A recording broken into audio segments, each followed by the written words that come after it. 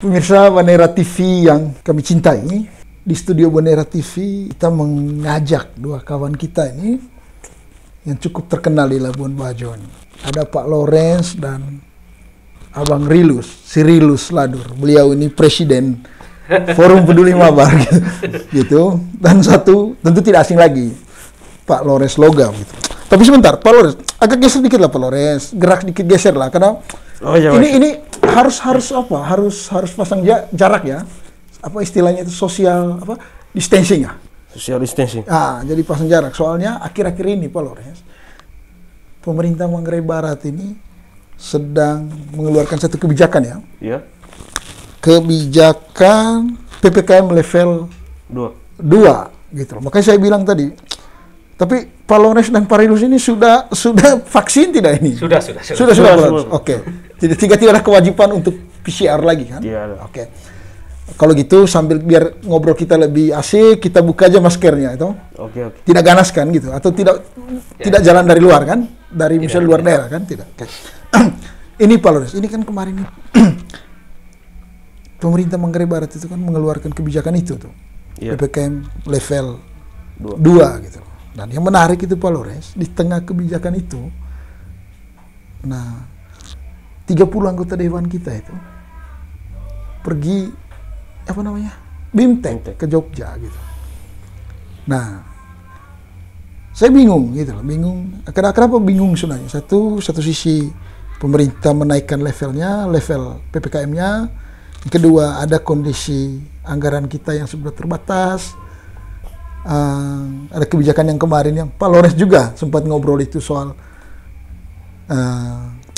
tidak dilanjutnya pegawai kontrak gitu. Iya. Salah satu alasannya karena kekurangan anggaran. Ini dewan kita 30 ini ke Jogja. Iya, beserta stafnya, Pak. Oh ya, dengan stafnya? Iya. Oke. Gimana menurut Bang Lawrence? Gimana tuh Lawrence? Iya, jadi saya dapat informasi kemarin itu, kebetulan saya pergi ke kantor Sekwat untuk menanyakan beberapa hal terkait dengan tupoksi dan prosedural yang ada di kantor DPRD lembaga legislatif. Nah, saya dapat informasi itu bahwa kalau tidak salah 3 hari Pak di Jogja ya lokasinya itu. Iya kata di Jogja sih. Nah, kemudian ada 30 orang anggota DPRD yang pergi ke sana. Kemudian beberapa jajaran di Sekwan juga ikut ke sana, bahkan termasuk Pak Sekwan sendiri kalau tidak salah itu. Oh ya? Iya, satu rombongan ke sana. Ya, jadi poin mereka pergi ke Jogja ini dalam rangka bimbingan teknis ya. Selain bimbingan teknis, ya mungkin lebih bahasa kerennya itu studi banding. Studi banding. Ya. Tetapi saya sudah tracknya itu seperti apa mereka punya proses BIMTEK-nya itu, materi apa yang disampaikan oleh narasumber ya atau pemateri. Saya tidak menemukan hal yang sangat sifatnya inovatif gitu ya, memberikan sedikit SDM yang mumpuni gitu. Ini kan hanya mau merefresh saja mereka punya tupoksi sebetulnya Pak. Tentang apa sih sebenarnya mereka ngobrol di sana itu Pak Lawrence? Ya kalau dari data yang Pak Lawrence dapat. Saya hanya tangkap beberapa poin aja kemarin sih. Saya tidak terlalu ini juga. Kebetulan paket data saya juga habis Pak ya. Makanya saya tidak. Atau jangan-jangan ini sedang meminta paket data sama anggota DPR. Enggak juga. Jadi yang saya lihat kemarin di situ bagaimana memanage anggaran ya. Memanage anggaran, ya. Betul. Ya, kemudian di tengah pandemi seperti ini kan itu dia punya temanya. Jadi peran DPRD memanage anggaran di tengah pandemi COVID-19 ini. Nah, tetapi yang justru yang buat saya bingung ya, jangankan BIMTEK di Jogja ini Pak, kalau tidak salah itu beberapa bulan kemarin ada salah satu fraksi ya legislasi melakukan BIMTEK juga, atau kalau nggak salah itu BIMTEK itu sih kemarin di Makassar Pak, salah satu fraksi partai penguasa di Mabar ini. Fraksi apa sebut aja? Fraksi Nasdem Pak ya. Mereka mengadakan BIMTEK juga. BIMTEK internal partainya mungkin. Ya, internal partai Pak. Ya. Memberikan pembekalan ya, seperti apa tugas DPRD itu ya.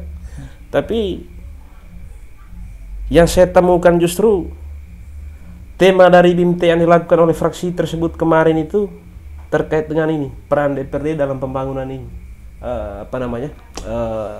Dalam pembangunan konteksnya itu dana aspirasi ya, POKIR.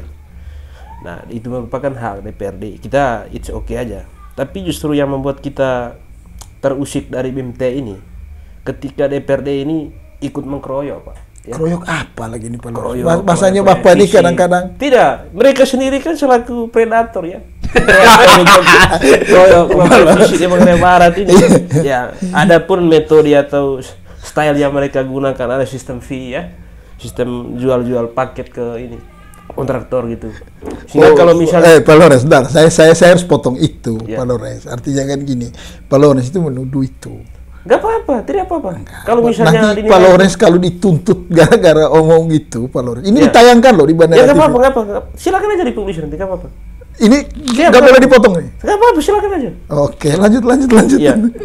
Jadi poin dari BIMT itu kan untuk memaksimalkan peran mereka, memaksimalkan ya, memanage anggaran. Kemudian ketika di satu sisi ya mereka ikut berkontribusi memberikan apa namanya pencitraan yang buruk terhadap masyarakat, ya saya kira BIMT itu dinilai mubazir semua. Karena yang pergi audiensnya ke sana ini kan pemburu rente semua, Pak. Ya saya kira nggak dapat poinnya. Nggak dapat. Oke. Ya. Ini juga ini kan ada petinggi partai di sini, Iya. Pak Sirilus ini. Walaupun bagi saya beliau udah presiden WA Group gitu loh. Nah, tapi beliau ini suka tidak suka faktanya beliau ini petinggi partai. Ini pengurus PKB ya. Iya, Dan PKB. pernah menjabat sebagai ketua PKD Mabar. Tentu iya, Pak Sirilus paham benar ini. Gimana menurut Pak Sirilus ini? Beliau ini kok orang Jakarta bilang nyerocos saja ngomongnya gitu. Gimana menurut Pak Sirilus? Kalau saya Pak Iron begini, selamat malam Pak Lores, Siap. kru Bandara TV, terima kasih pada malam ini kita berdialog, Ngobrol santai lah, Bang. di mana situasi situasi daerah, ya kondisi terakhir lah, bicara tentang kebijakan-kebijakan yang dilakukan oleh Pemda Maghrib Barat. Yang paling kita diskusi itu adalah BIMTEK. Nah, bicara tentang BIMTEK ini kan adalah bimbingan atau pelatihan penguatan kapasitas sumber daya Iya. para 30 anggota DPR. Kalau dalam soal jadwal agenda yang dilakukan oleh lembaga dewan, memang seharusnya memang wajib mereka melakukan bimbingan teknis. Tetapi bimbingan teknis ini Pak Lores, lembaga legislatif melakukan bimbingan atau pelatihan atau bagaimana misalnya persiapan menjalankan APBD yang sudah ditetapkan kemarin. Iya. Tetapi perlu dipikirkan bersama. Di eksekutif atau di birokrasi itu punya kemampuan yang luar biasa. Untuk mengeksekusi itu. Ya, untuk mengeksekusi APBD. Nah, jangan sampai teman-teman birokrasi lebih paham daripada 30 anggota DPR. Itu makanya kan mereka harus BIMTEK itu. Iya, artinya bahwa jangan sampai BIMTEK di situasi ini. Iya. Ya, saya kira dalam tanda petik tidak ada asas manfaat. Karena apa? Teman-teman birokrasi ya kemarin menjadi kepala dinas ya, melalui tes dan seleksi, Ya. bahkan 3 bulan loh. Iya. Itu BIM. Nah, DPR BIMTEK-nya cuma sekian hari. Antara BIMTEK-nya birokrasi yang berbulan-bulan, lalu BIMTEK anggota DPR yang hitung hari. Menurut saya tidak efektif. Ini ngomongnya pengurus partai ini. Iya, artinya kan gini. Ini bicara tentang 30 anggota DPR. Ya? Iya. Ini kan kembali kepada 30 anggota DPR ini sudah ditetapkan melakukan bimbingan teknis keluar daerah. Iya. Tapi perlu dipikir situasi Pemda Maghrib Barat kemarin itu Pak Iron mengalami defisit anggaran loh. Defisit anggaran kemarin membuat suatu situasi daerah ini mengalami kekurangan anggaran. Ya, bicara tentang COVID, dampaknya adalah defisit anggaran. Tetapi ada beberapa kebijakan pemerintah kita ini antara defisit dan pencapaian target pendapatan asli daerah. Ya mungkin saya omong tentang BIMTEK ini di poin pertama, dan coba kita membedah soal defisit. Tetapi begitu sudah defisit semester pertama, pemerintah mengalami situasi panik, Pak Lorenz. Iya. Mengalami situasi panik. Jangan sampai PAD kita tidak mencapai target. Betul. Maka mengambillah kebijakan-kebijakan Pak Bupati yang isunya bahwa akan diberhentikan seluruh tenaga honorer. Iya. Omong tentang tenaga honorer kemarin, mereka tidak dirumahkan tetapi membuat kebijakan karena defisit anggaran memotong gaji, Pak Irwan. Potong gaji dari Dan mengurangi jam kerja. Itu di 2021. 2021 loh. Iya, sekarang Nah, ada kaitannya dengan BIMTEK yang menurut saya tidak harus dilakukan. tapi omong tentang defisit. Tetapi tiba-tiba Pak Iron, kebijakan Pak Bupati memotong gaji dan mengurangi jam kerja, tenaga kontrak menerima dan memahami. Tetapi memasuk semester 2 di tahun anggaran, di bulan September, Oktober itu naik pendapatan daerah. Tapi begitu pada tanggal, kalau tidak salah itu 27 Desember, Iya. PAD kita tercapai loh.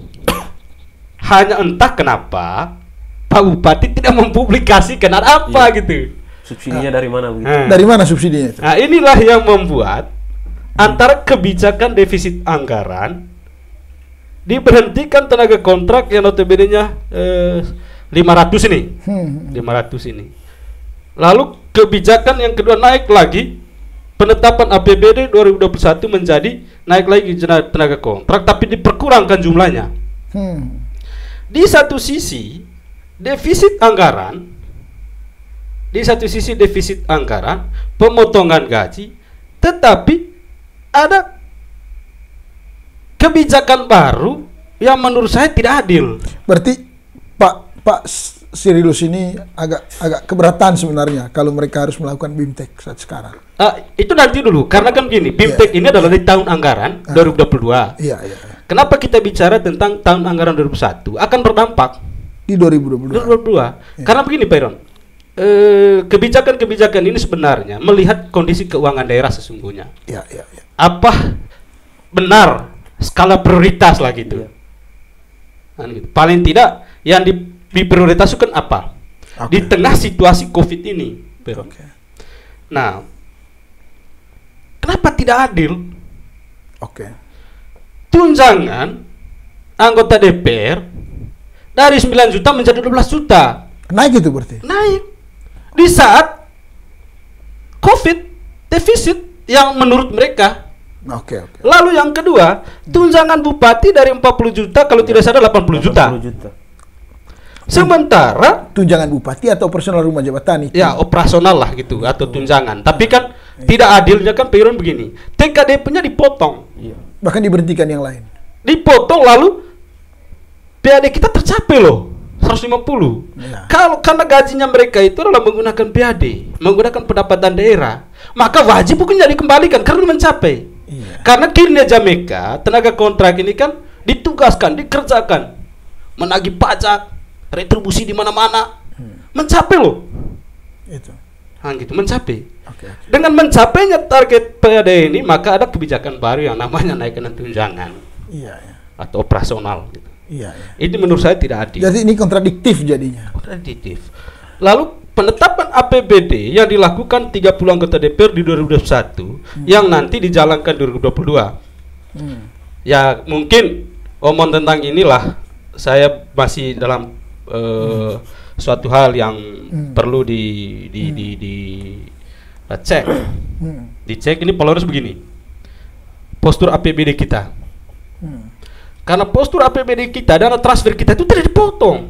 Iya. Kan gitu. Sudah diperuntukkan. Iya. Kan gitu. Tetapi kebijakan 2021 itu di tengah perjalanan tenaga kontrak punya dipotong. Ya kalau memang PAD-nya tercapai, hasil kinerjanya mereka harus dikembalikan dong. Iya. Tetapi tunjangannya dinaik, operasionalnya ditambah, tapi tenaga kontraknya tidak. Iya. Yang lebih parahnya lagi, ya benar bahwa begini, soal pemberhentian tenaga kontrak nih Pak Irwan. Pemberhentian tenaga kontrak itu ini salah dari awal sesungguhnya. Oke. Yang membuat saya aneh itu kok pengrekrutan tenaga kontrak yang baru itu kok sistem arisan. Udah, itu nanti kita akan membahas di topik yang lain, Topik yang lain, oke. Pak Rirus. Tapi kan gini, memang kalau ngobrol dengan orang partai ini gini gitu. Tadinya kan kita pengen ngobrol santai nih. Wah, serius nih. Ya. Tapi tidak apa lah. Karena publik juga kan harus tahu lah banyak hal yang ada di daerah ini Pak Rirus. Tapi begini, yang menarik kan begini Pak. Saya kejar ini orang ini gitu. Oh iya. Tadi itu dia nulis loh, ada pernyataan dia itu dia bilang dia malah meminta Satgas Covid untuk ikat anggota DPR. Oke, kalau berkaitan dengan Satgas Covid begini. Ntar dulu. You harus tanggung jawab dulu ini, Pak Lores. Anda harus tanggung jawab. Pertama, bener Anda mau gitu? Ya betul. Silakan di cross check di media ini, sorot NTT itu. Ada bilang bahwa harus ikat. Saya ini Satgas Covid-19 Kabupaten Manggarai Barat itu ikat semua penjabat publik yang kepala batu itu ya, tidak mau ikuti aturan karantina. Saya kira begini Pak Lores, begini. Tidak ada kata lain selain kata ikat ini yang menurut saya. Ini kata yang bagus lah Pak Lores. Menurut saya lah, begini Pak Lores. Mereka itu adalah pejabat. Iya. Pejabat negara yang dilindungi. Iya. Dilindungi, menjalankan tugas. Iya. Pak Lores suruh ikat itu. Lalu Pak Lores, ya kita tidak saling bertanya, ini kan soal pembenaran ya. Iya betul. Iya, apakah surat keputusan dari Pak Bupati berkaitan Satgas Covid yang sudah terlanjur mereka sudah di Jogja? Kan gitu. Artinya ini kita mungkin clear di sini Pak. Iya. Bisa jadi kan begini, 30 anggota DPR dan beberapa staf sudah di Jakarta, lalu situasi Covid kemarin 3 hari terakhir Pak Bupati mengeluarkan. Iya. Nah, ya menurut saya pemberlakuan itu pasti sama lah. Saya baca di sorot NTT ya. Iya. Sorot NTT saya baca. Tapi menurut saya Pak Lores begini, mereka itu adalah pejabat publik. Ya kita juga punya tanggung jawab lah. Dan tidak elok Pak Lores. Itu gunakan kata Tanggung ikat jawab. Jangan sampai yang membuat saya juga aneh tadi malam, kok masa seorang media tadi malam bicara tentang statement yang Pak Ketua ya, di Pak Ketua bahwa dia adalah pejabat publik. Ya memang dia pejabat publik kan gitu. Hanya mungkin dalam konteks apakah ini diwawancara atau bagaimana, menurut saya ini harus clear Pak Lores. Ya Pak Lores harus jelas dulu itu. Oke. Pak Lores harus jelaskan dulu kenapa Anda mau suruh ikat pejabat publik, dan pejabat publik siapa yang Anda maksudkan? Ya jadi begini Pak. Semalam itu kita dihebohkan berita ya, kalau tidak salah itu dari GBR News ya, bahwa ada seorang DPRD ini menyampaikan statement, saya ini kan pejabat publik, nggak mungkin saya di karantina. Oh memang. Kan begitu. Begini Pak Lores. Apa ya? Kan dia sebab pejabat pemerintah lah gitu. Oke. Jangan sampai kan begini. Biarkan dulu Abang. Jangan sampai dia ini menyebarkan informasi yang membuat orang lain tersinggung. Ya. Gini, saya masih moderator, Gini Pak, Bang Ri, biarkan dulu Pak Lores itu sampaikan gagasannya, Jangan gitu. menyebar informasi yang bukan-bukan lah. Enggak, silakan lanjut, coba diklarifikasi dulu itu, biar saya ada ini nanti. Tidak, ada saya argumentasi bertanya tahunan. pada Pak Lores, jawab dulu itu Pak Lores, Anda suruh ngikat pejabat publik itu gimana? Gitu. Jadi saya pikir kan kalau kita bicara tentang figur publik ya, mau pimpinan DPRD, mau bupati, mau wakil bupati, mau kepala dinas, mereka harus tunjukkan diri ya, identitas sebagai pejabat publik. Yang pertama itu harus jadikan role model ya, memberikan teladan kepada publik. Ya meskipun tidak secara gamblang undang-undang atau peraturan presiden, Permendagri untuk instruksikan semua masyarakat, bahkan termasuk pejabat publik untuk isolasi. Tapi di sini kan kita bicara kesadaran moral, Pak. Ya, resiko atau konsekuensi tertingginya di sini apa? Bukan hanya bicara tentang publik Manggarai Barat, tetapi bagaimana dia pulang dari tempat tujuannya, balik ke rumahnya ada istri anak. Kita harus lihat sampai ke sana. Ya, tapi kan tidak ikat juga, Pak Lores. Enggak, artinya kan Gitu. sebelum mereka berada di sana, setelah mereka ada di sana, artinya kan persoalan penyebaran COVID di sini kan sudah makin meningkat, Pak. Apalagi dengan varian baru ini, yang susah juga kita untuk deteksi. Nah, artinya harus langkah preventif gitu. Harus ada kesadaran. Iya, kesadaran supaya nanti ini kita kan nggak tahu ini barang melengket tidak dalam badan kita ini. Kita pulang dengan kegembiraan yang diterima oleh keluarga. Oh, papi pulang. Ternyata bawa penyakit, Pak, bawa virus. Ya. Sehingga ada hal-hal seperti ini. Kenapa sampai saya bicara tentang kata ikat? Kalau bisa koreksi juga, menyampaikan statement di media. Saya ini kan pejabat, jangan terlalu arogan, Pak. Ya siapa yang mengatakan saya ini Kalau pejabat tidak publik? salah kan Ketua DPRD Manggarai Barat, Pak Martinus Mitar. Di mana? Sebentar dulu, Pak. Di mana beliau mengatakan itu? Kan ada di beritanya, wawancaranya juga saya sudah telusuri, Pak. Ada via telepon komunikasinya. Oke. Iya. Ini Pak Sirilus tadi itu kayaknya persoalkan itu, soal-soal Apa itu. yang mau dipersoalkan? Soal-soal itu. Kalau rujukan Pak Lawrence tadi adalah berita bahwa setahu saya itu ada di Saya Bara ada juga News. pada saat pembicaraan semalam, Iya. Pak. Lokasinya di Cafe Demokrasi itu. Itu telepon itu. Iya, saya ada. Iya, makanya Pak Sirilus kemudian ini kayaknya terganggu sekali. Oh, silakan kalau beliau mau bela. gimana? Silakan. Begini. Sesama orang partai itu. Jangan sampai begini, Pak. Komunikasi yang terjadi itu adalah bukan dalam konteks wawancara. Oke. Ingat loh, Martin itu adalah seorang politisi, orang muda yang bergaulnya luar biasa. Saya kira dalam konteks itu Pak Lawrence, ya kok sampai diberitakan itu Iya. ada apa gitu. Iya. Jangan sampai kan begini, ya misalnya malam apa kabar? Ya guyon-guyon. Iya. Nah, ini juga menurut saya harus punya etika lah Pak Lawrence. Artinya jangan sampai perbicaraan di warung kopi dijadikan sebuah data untuk membunuh karakter. Iya.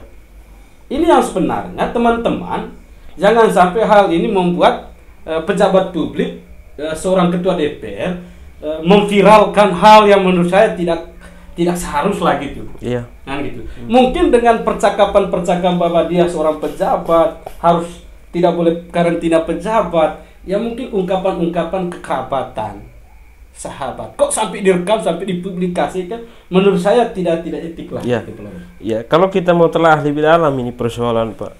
Terlepas apakah konteks komunikasinya sifatnya kekeluargaan, persahabatan, atau konteks lainnya ya, saya tidak persoalkan itu. Tapi ketika itu sudah menjadi konsumsi publik, Pak, itu tidak terhindar dari namanya respon dari masyarakat ya. Dan itu yang pertama. Yang kedua, kita tahulah figur ini siapa. Belum lama ini dia dihebohkan juga ya, bagaimana dia pimpin rapat sambil merokok. Artinya kan ini ada rentetan peristiwa ya, yang mesti harus kita sikapi. Apa yang Pak Lawrence mau katakan dengan pribadi ini? Ya artinya saya sangat meragukan beliau ini integritasnya nih. Tidak konsisten gitu loh. Ya kalau kita mau bicara berita yang sedang beredar ini tidak bermaksud untuk menyampaikan bahwa dia ini punya power di sini. Dia tidak dalam sedang arogan ya, sikap arogan. Tapi saya pikirkan hal-hal seperti ini dia harus tahu juga siapa sih lawan pembicara saya ini. Ini kan wartawan juga, Pak. Bahkan ditanya itu, ya kita lagi nongkrong biasa, tempat biasa kita nongkrong. Dan Pak Lawrence ada pada saat itu? Saya ada. Nah pada saat itu juga dia telepon juga ini. Kebetulan yang mempublikasikan media komunikasi ini kan media GBR News ya. Bara News. Tapi dia komunikasi via teleponnya dengan dari portal desa itu. Siapa? Pak Alan ya. Pak Alan. Ya. Jadi Pak Alan rekaman itu kebetulan di sisi kiri Pak Alan ini samping kirinya ada Pak GBR ya, Pak Rikar. Ya, akhirnya informasinya langsung ketangkep, selesai. Pak Rikar. Ya. Tapi kan begini Pak Lawrence, artinya kan begini. Pak Pari ini kan wartawan juga sedikit, gitu loh. Saya sedikit inilah, Gitu. tidak logis ya. Iya. Ya, paling tidak kan komunikasinya adalah sapaan ya. Iya. Sapaan yang paling yang kita rasakan di Manggarai Barat di Labuan Bajo ini kan malam KE, Iya, Iya. iya. malam senior, Iya. malam abang. Iya.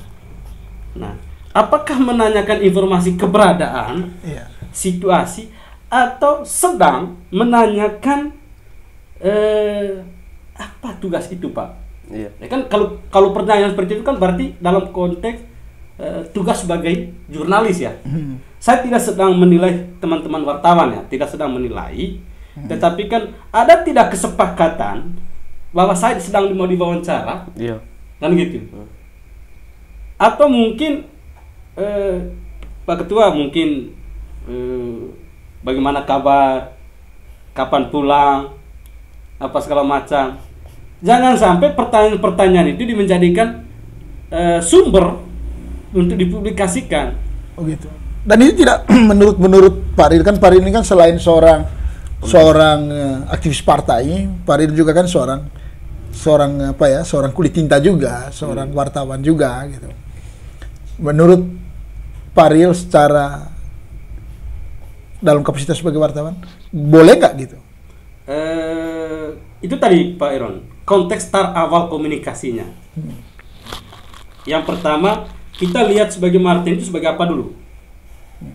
Betul bahwa dia ketua DPR, sedang bertugas, Iya. intek, terus komunikasi dengan teman-teman orang muda, orang pers, dia oke, welcome. Ya. Nah, hanya mungkin start awal komunikasi ini kan Peron gini, menanyakan keberadaan, atau mungkin gini, Pak Ketua, sama wawancara loh. Tapi bukankah seharusnya pejabat publik harus menjaga lisannya, Pak? Ya, artinya kan begini. Diksi yang dipakai gitu. Jangan sampai dijadikan ini pembunuhan karakter gitu. Jangan sampai kan begini, memanfaatkan situasi ini membuat Pak Martin terganggu dalam Dan ini situasi tidak fair lah ya gitu. Ya, tidak fair lah menurut saya. Saya kira Sampai begitu. Pak Lores kemudian mengambil diksi yang lebih keras lagi gitu. Ya. Ikat saja gitu. Kalau soal ikat yang dilakukan oleh Pak Pak Lores itu adalah itu soal Satgas Covid. Iya. Nah, akhirnya Ya, tapi dia suruh ikat pejabat publik loh. surat edaran Termasuk yang Pak Martin itu pejabat publik itu. Jangan sampai dia suruh Pak Martin surat ikat. edaran yang dikeluarkan oleh Pak Bupati. Kita belum tahu ya kapan keluarnya ini. Kalau tidak salah itu 3-4 hari terakhir. Iya. Tapi keberadaan Pak Ketua DPR itu kalau tidak salah sudah 1 minggu lebih di luar daerah. Iya, iya. Nah, artinya bahwa mungkin saja surat ini juga Pak Ketua juga tidak tahu. Nah, Ini satu partai, Pak. artinya kan begini. Masa nggak dikomunikasikan? Artinya kan begini, ada kebijakan-kebijakan yang dilakukan oleh Pak Bupati yang tidak diketahui oleh 30 anggota DPR, misalnya surat seperti itu, himbauan. Iya, iya. Nah, ketika surat ini keluar, saya setuju bahwa mereka akan karantina pulang. Oke. Nah, gitu. Akan karantina pulang. Yang menjadi perdebatan publik yang lagi viral ini kan ungkapan-ungkapan kekerabatan, ungkapan-ungkapan bahwa ini kan adik-adik saya lah. Bisa saja dalam tanda petik ya, tidak mungkin akan direkam. Tapi begini, ada satu ungkapan juga yang menarik selain omong soal pejabat Ya, publik justru tidak bisa itu yang saya dikatakan. mau angkat Silakan, tadi, Pak. gimana? Ya. Di situ kan tidak hanya berbicara tentang isolasi mandiri ya atau karantina. Iya. Tapi ada satu, saya kira itu menjadi persoalan besar juga. Saya ini kan penjabat ya, makanya kalau mau coba-coba ya silakan aja calon DPR. Ya. Daripada Iya, huha di luar. daripada kalian intervensi begitu ya, pertanyakan kami punya ini.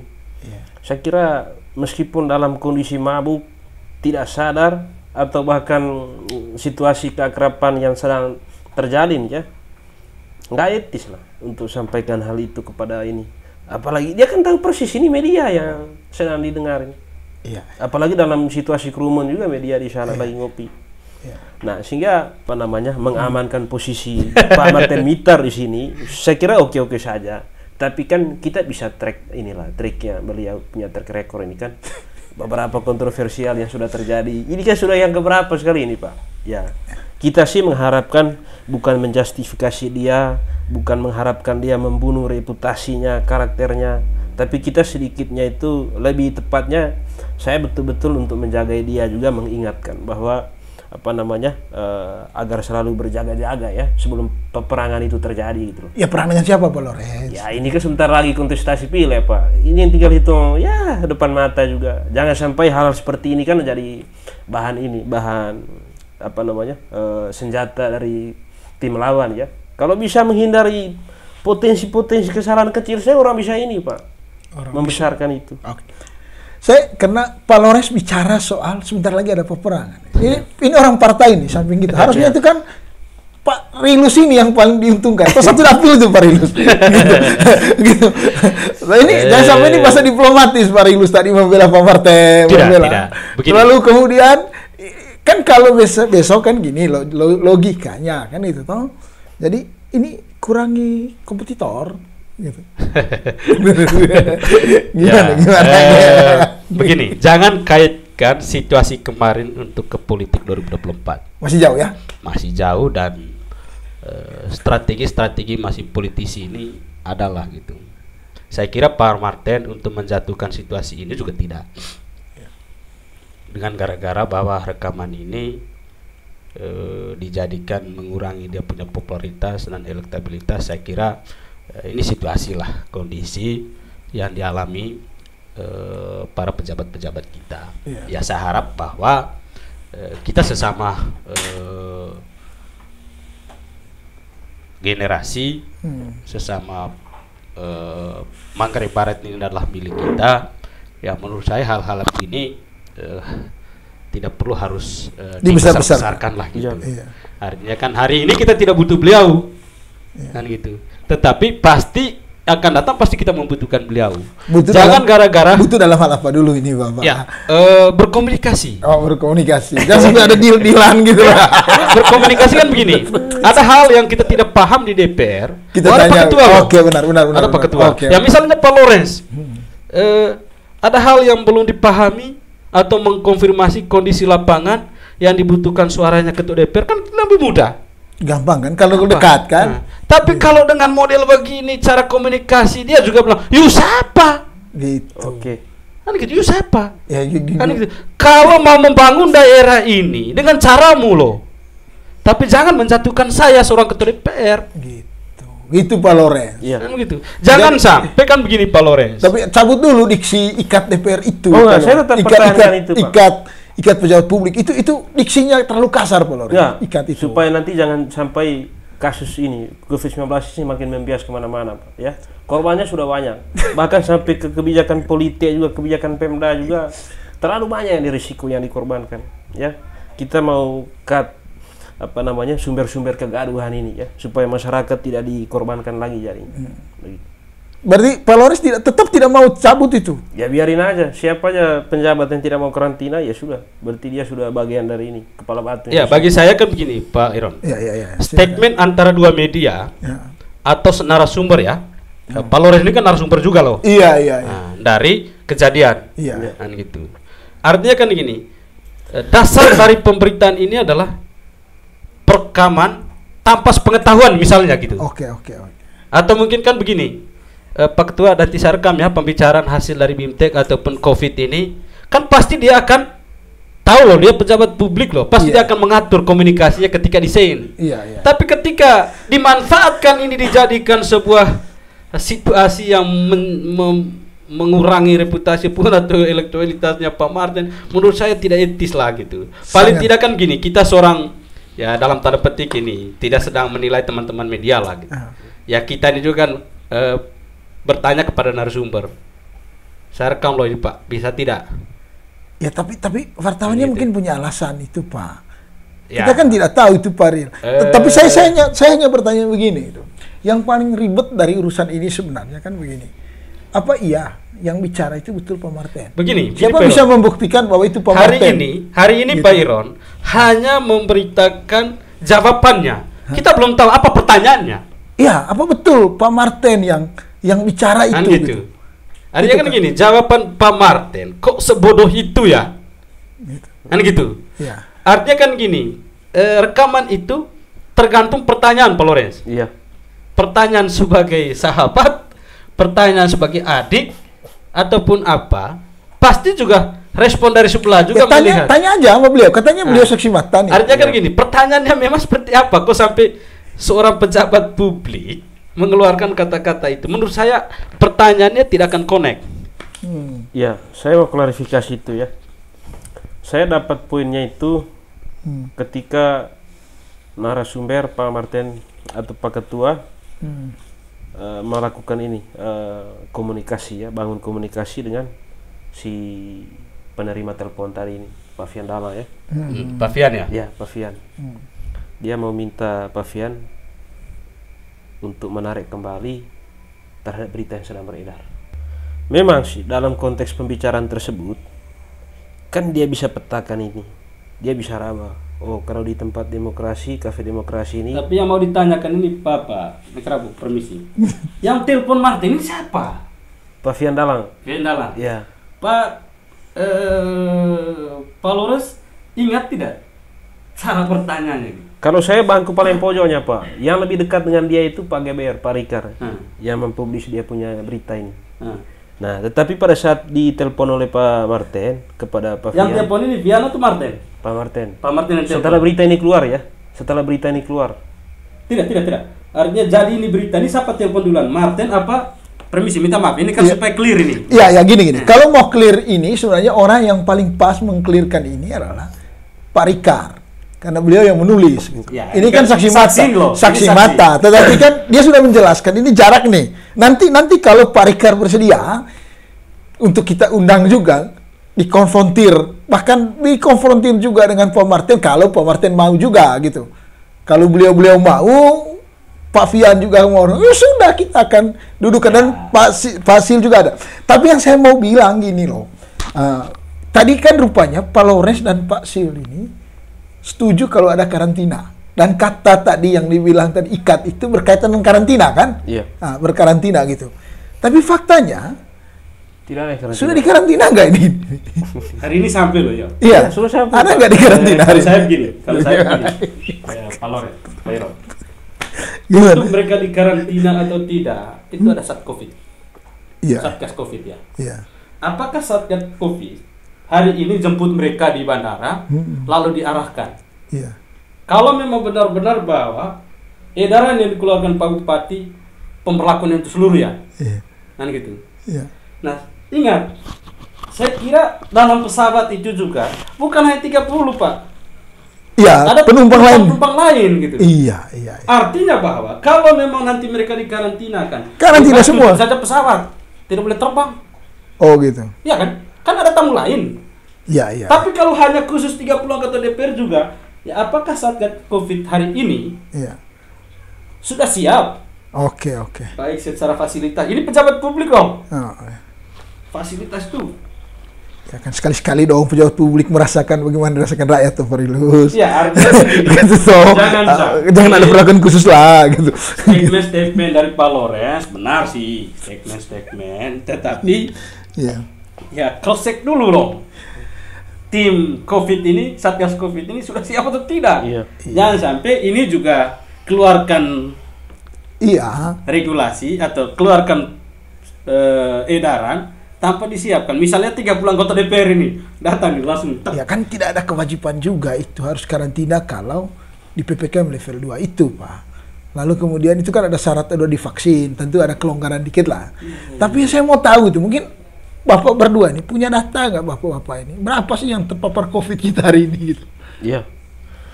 Kalau data yang saya dapat tadi sudah 20-an, Pak.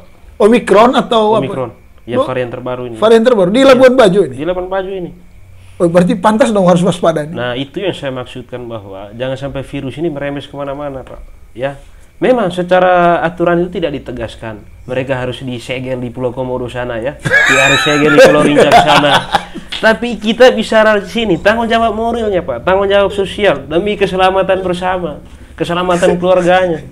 Ya. Sehingga itu yang saya maksud dengan bahwa pejabat publik itu harus jadikan diri sebagai role model itu ya, jadi panutan. Itu yang saya maksud. Gitu. Supaya masyarakat juga tidak duplikat mereka punya gaya-gaya. Tapi Pak Lores harus minta maaf dulu ke publik bahwa pilihan bahasa ikat itu nggak bisa. Lah, gitu. Sekali saya menyampaikan statement, saya tadi bakalan mundur lagi, Pak.